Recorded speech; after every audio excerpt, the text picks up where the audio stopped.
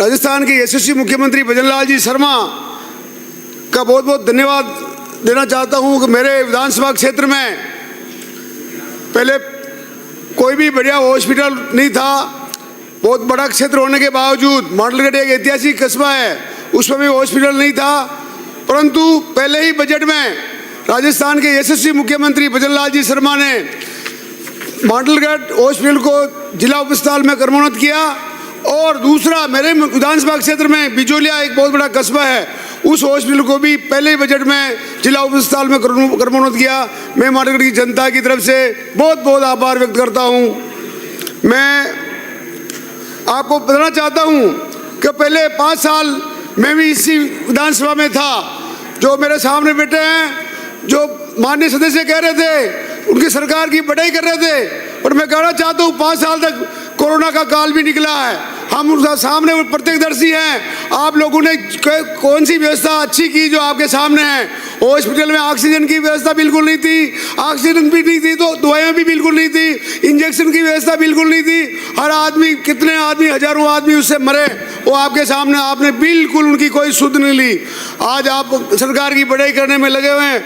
मैं धन्यवाद देना चाहता हूँ राजस्थान के यशस्वी मुख्यमंत्री भजनलाल जी को, जो पहले ही बजट में राजस्थान को, आम जनता को जो बजट दिया, जिसमें हर तरह की पूरे राजस्थान के क्षेत्र की समस्याओं का पहले बजट में निराकरण किया। पहले आप तो आदमी दे के तिलक निकालते थे, केवल जो कांग्रेस के विधायक थे उनका काम होता था। हम बार बार मांग करते थे पर कोई हमारी सुनने वाला नहीं था। वो सब आपके सामने है। बजट में मुख्यमंत्री आयुष्मान आरोग्य योजना में आमजनों को निःशुल्क दवा व जांच की उपलब्धता सुनिश्चित कराने के लिए 3500 करोड़ रुपए का प्रावधान किया गया है, जो आपके सामने है। ये पहले बजट में हमारे यहाँ जीवन के सभी सुखों में पहला सुख निरोगी काया माना गया है। इसका अर्थ है प्राचीन समय से ही हमारे पुरखों ने भी स्वास्थ्य के महत्व को समझा लिया था। राज्य सरकार ने RGH योजना का दायरा बढ़ाकर उसमें महिला कर्मचारियों के आश्रित सास ससुर व माता पिता को भी इसमें सम्मिलित किया है। ये राजस्थान की सरोकार की सरकार है जिसमें आम सबको सम्मिलित किया है, क्योंकि माँ बाप, एक बच्ची बड़ा होनहार होती है, नौकरी लगती है और ससुराल चली जाती है तो माँ बाप की देखरेख करने वाला कोई नहीं होता है। परंतु हमारे यशस्वी मुख्यमंत्री भजनलाल जी ने ये ऐसा काम किया है, इससे दोनों परिवार सुखी रहेंगे और बुढ़ापे में इनका इलाज भी होगा। बजट में 750 चिकित्सकों व 1500 पैरामेडिकल स्टाफ के पदों का सृजन करने की भी घोषणा की है। नवीन आयुष नीति में गांव को आयुष्मान आदर्श ग्राम घोषित होने पर उस ग्राम को 11 लाख रुपए की प्रोत्साहन राशि का प्रावधान किया गया है। इससे सभी वहां के कर्मचारी अपने मेहनत से काम करेंगे और समस्या का निराकरण हमें समाधान करेंगे। माननीय सभापति महोदय, इस युग में बदलती जीवन शैली, अनियमित दिनचर्या व असंतुलित भोजन से उक्त रक्तचाप, मधुमेह, थायराइड जैसी असाध्य बीमारियां बढ़ी है। बजट में फिट राजस्थान की भी घोषणा की है। बजट में फिट राजस्थान की भी घोषणा की है। इसमें स्वास्थ्य व आहार संबंधी जागरूकता का कार्य किया जाएगा। यह अभियान अभिनव है। यदि नागरिक की जीवन शैली नियमित व आहार संतुलित हो तो वह अस्वस्थ क्यों हो। अस्वस्थ होने पर व्यक्ति का इलाज करना और स्वास्थ्य चेतना के माध्यम से व्यक्ति का अस्वस्थ ही न होना बहुत अच्छी बात है।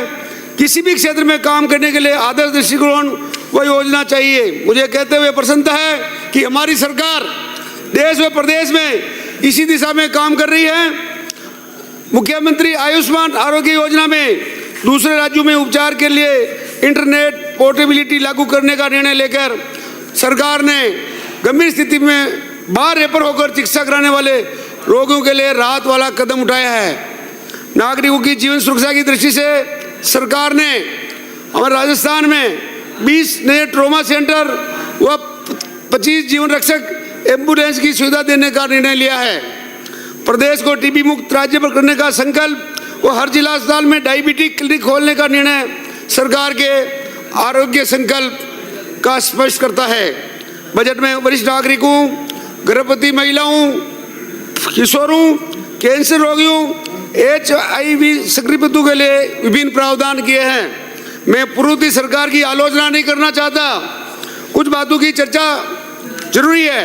पूर्ववर्ती सरकार ने प्रत्येक विधानसभा में सीएससी खोली है, घोषणा की है, परंतु उसके बजट का कोई प्रावधान नहीं किया था। केवल ये कह दिया था कि सीएससी का फंड एमएलए रेट से देना होगा, परंतु वो केवल घोषणा ही रह गई, कोई काम उसमें हुआ नहीं। पिछली सरकार ने थानों में स्वागत कक्ष, खेल मैदान, आदर्श सीएचसी, ऐसी कई घोषणाएं तो बजट में की, लेकिन उनको पूरा करने के लिए कोई बजट प्रावधान नहीं किया। ये कह के छोड़ दिया कि विधायक मद से इसको पूरा कराने का काम है, परंतु ये सरकार के काम करने की मंशा नहीं थी, इसलिए ऐसी घोषणाएं, थोती घोषणाएं उन्होंने की। कोटा के लोन हॉस्पिटल में हुई सैकड़ों शिशुओं की अकाल मृत्यु का दृश्य याद आते ही मन शोक से भर जाता है। उससे 1 वर्ष बाद ही वहीं 9 बच्चों की अकाल मृत्यु हो गई। कुछ समय हल्ला हुआ, बयानबाजी हुई, लिपापोती हो गई। जिन परिवारों ने इन आंसू में अपना लाल, अपने घर का चिराग खोया, उनके मन पर क्या बीतरी होगी, विचारने विषय है। मेरा निवेदन है ऐसी घटनाओं में लिप्त कार्मिकों पर कार्यवाही हो, जिससे कि ऐसी घटनाओं की पुनरावृत्ति न हो। आयुर्वेद, प्राकृतिक चिकित्सा व योग चिकित्सा भारत ने पूरे विश्व को दी है। मैं माननीय प्रधानमंत्री यशस्वी प्रधानमंत्री नरेंद्र जी मोदी का आभार व्यक्त करूंगा कि उनकी पहल पर पूरे विश्व में 21 जून को योग दिवस मनाया जाता है। वर्तमान युग में आयुर्वेद चिकित्सा पद्धति अत्यंत सुगम व निरापद है। अन्य चिकित्सा पद्धतियाँ व्यक्ति के बीमार होने के बाद उनका उपचार शुरू करती है, जबकि आयुर्वेद व प्राकृतिक चिकित्सा पद्धति आदर्श जीवन शैली, आहार विहार व दिनचर्या से हमें स्वस्थ करने का संदेश देती है। आयुर्वेद आरोग्य देती है।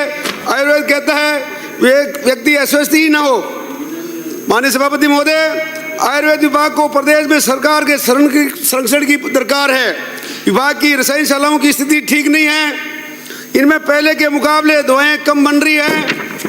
आयुर्वेद रसायनशालाओं के विगत 5 वर्षों में व्यय के आंकड़ों का मैंने अध्ययन किया।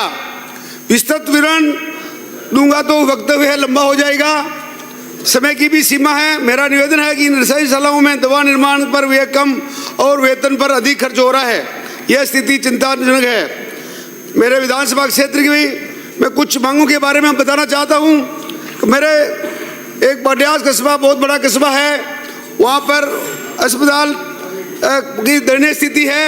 वहाँ बहुत पुराना हॉस्पिटल है, वहाँ पर जर्जर अवस्था में हो चुका। वहाँ पे उसको सीएचसी में क्रमोन्नत कर और वहाँ पे पूरी नया बिल्डिंग बनाने जाए।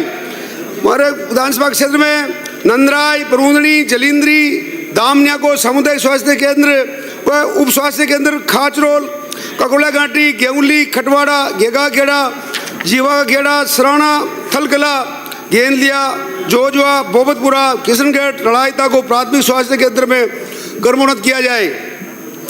बेरूखेड़ा, गंदेरी, गोविंदपुरा, चोली, धनवाड़ा, देवली, दांतड़ा, छोटा, गोवर्धनपुरा, बीलिया, बड़खेड़ी, गणेशपुरा, उंदरुंगा खेड़ा, दोवनी में उप स्वास्थ्य केंद्र खोले जाए। सुरास, हिंगोनिया, देवरिया, हाजीवास, मनखड़ी में भी नवीन स्वास्थ्य केंद्र खोला जाए।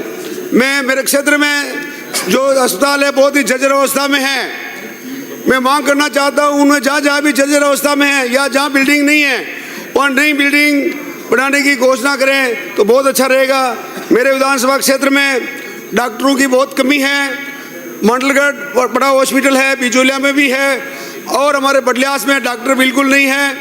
जो डॉक्टर की वहाँ पे नियुक्ति की जाए, और नर्स कंपाउंडर की कमी नहीं है, और लैब है पर लैब टेक्नीशियन नहीं है। तो मैं मांग करता हूँ कि हमारे उस क्षेत्र में ये कंपाउंडर जल्दी से लगाया जाए। मेरे विधानसभा क्षेत्र में मंडलगढ़ बड़ा हॉस्पिटल है, वहाँ पे सामुदायिक मशीन, ये सोनोग्राफी की मशीन खराब है। तो मैं मांग करता हूँ कि डिजिटल सोनोग्राफी की मशीन हमारे मंडलगढ़ में दिलाई जाए। मेरे विधानसभा क्षेत्र में और जो अभी नई पंचायतों का गठन होने जा रहा है, और मैं जो गांव है बड़े कस्बे हैं वहाँ पर प्राथमिक स्वास्थ्य केंद्र खोला जाए। श्री अनिल कटारा। मेरे बजट चिकित्सा संबंधी प्रावधानों के लिए पुनः मुख्यमंत्री जी व राज्य सरकार को बधाई देता हूं। आपने विचार रखने का अवसर दिया, आपका बहुत बहुत आभार। जय हिंद, जय भारत।